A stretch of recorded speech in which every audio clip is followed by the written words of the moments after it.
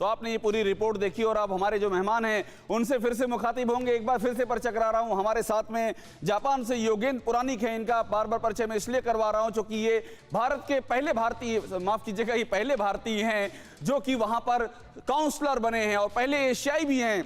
योगेंद्र पुराणिक योगी के नाम से मशहूर हैं। योगेंद्र जी, आप तो वहां पर सरकार का हिस्सा हैं, सरकार से जुड़े हुए हैं। हमारे ख्याल से हमारे यहाँ विधायक जी कहते हैं, वहाँ काउंसलर कहते हैं, सिटी काउंसलर हमारे यहाँ उसको विधायक जी कहते हैं, अगर मैं सही समझ रहा हूँ तो। योगेंद्र जी, विधायक जी हुआ ना हिंदुस्तान में? जी, विधायक से थोड़ा ऊपर का ओहदा, विधायक से ऊपर हुआ है। चलिए, विधायक से ऊपर हुआ, बहुत बढ़िया। तो आप सुनिए, देखिए आप तो विधायक के लेवल के हैं। आप मुझे एक बात ये समझाइए कि लगातार चीन ये कह रहा है कि जापान अमेरिका के गेम का हिस्सा बन रहा है। ये आरोप चीन लगा चुका है। ग्लोबल टाइम्स वहां का सरकारी अखबार है, वहां पर ये छपा है। जापान का क्या रिएक्शन है योगेंद्र जी? जी, इसमें अभी तक जापान के प्राइम मिनिस्टर ने कोई ओपन स्टेटमेंट नहीं दिया हुआ है। अब इसमें तो उस स्टेटमेंट की अभी हम लोग को थोड़ी हम लोग को उसके लिए थोड़ा रुकना पड़ेगा। तो मेरे ख्याल से कल परसों में ये स्टेटमेंट कुछ बाहर आ जाएगा। बट इस सिलसिले में मेरा ये कहना है कि वायरस चीन से आया, कहाँ से आया, इस पर से काफी पहले से वाद विवाद चल रहा है। तो इस विषय में, और पहले जापान में भी ऐसा हुआ है कि जापान की कुछ बैंकों पर चाइनीज हैकर्स ने अटैक किया हुआ है, कुछ पैसे बड़ी जानकारी दे दी आपने। एक मिनट रुक जाइए, आप रुक जाइए योगी जी, रुकिए आप।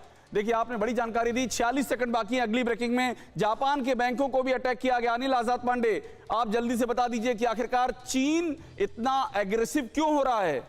अनिल आजाद पांडे, 35 सेकंड बाकी हैं। देखिए अभिषेक, जब से महामारी चल रही है, खास तौर पर तमाम देशों के बीच आपसी एक सी होड़ सी लग गई है कि कौन वैक्सीन को तैयार करता है, कौन दुनिया में खुद को एक शक्तिशाली पावर सेंटर के तौर पर विकसित करता है। खास तौर पर हेल्थ सेक्टर की हम बात करें, क्योंकि आप जान रहे हैं कि चीन दुनिया की दूसरी सबसे बड़ी आर्थिक शक्ति है और अमेरिका दुनिया में नंबर 1 पावर माना जाता है। तो ऐसे में एक तरह से पावर का संघर्ष चल रहा है कि कौन जीतना चाहता है, कौन वैक्सीन जल्दी बना देता है। तो इस तरह से हैकिंग के प्रयास भी हो रहे हैं।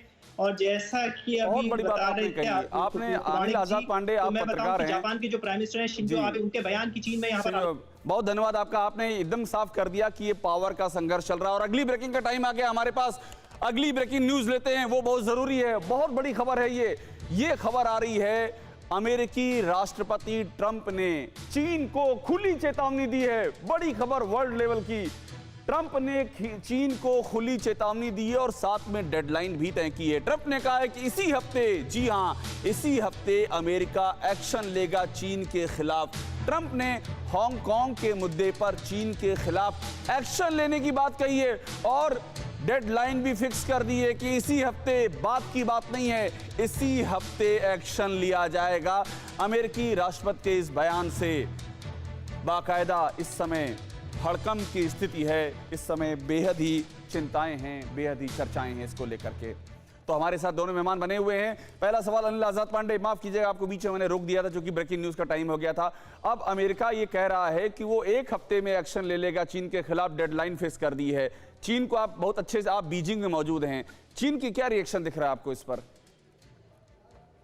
अभिषेक, अमेरिका की ओर से लगातार एक तरह से बात की जा रही है जब से हांगकांग का मुद्दा चला है, और जो अमेरिका हो या फिर ब्रिटेन हो, दोनों इस बात को लेकर बहुत जोर दे रहे हैं कि जो हांगकांग की आज़ादी की बात करते हैं, लेकिन चीन के लिए हांगकांग बड़ा ही संवेदनशील मुद्दा है। या चीन उसको एक तरह से एक राष्ट्र और 2 व्यवस्थाओं की बात करता है और कहता है कि हम जो चाहें हमारे देश के अंदर, उस पर दूसरे देश को बोलने का कोई अधिकार नहीं है। लेकिन जो अमेरिका द्वारा बार बार कहा जा रहा है कि हम आर्थिक प्रतिबंध लगाएंगे, तो चीन में उसको एक धमकी के तौर पर देखा जा रहा है और चीन उसके लिए एक तरह से, मैं कहूँ कि तैयार नजर आ रहा है यहाँ पर। ठीक है, एक सवाल ले लेते हैं। हमारे साथ में योगेंद्र पुराणिक हैं, ये सिटी काउंसलर हैं जापान के। पुराणिक साहब, शिंजो आबे साहब जो आपके वहाँ के प्रधानमंत्री हैं, उन्होंने तो यहाँ तक कह दिया था कि जो वायरस निकला है, ये वायरस चीन से निकला है और अमेरिका और चीन का जो झगड़ा चल रहा है उसका ये नतीजा है।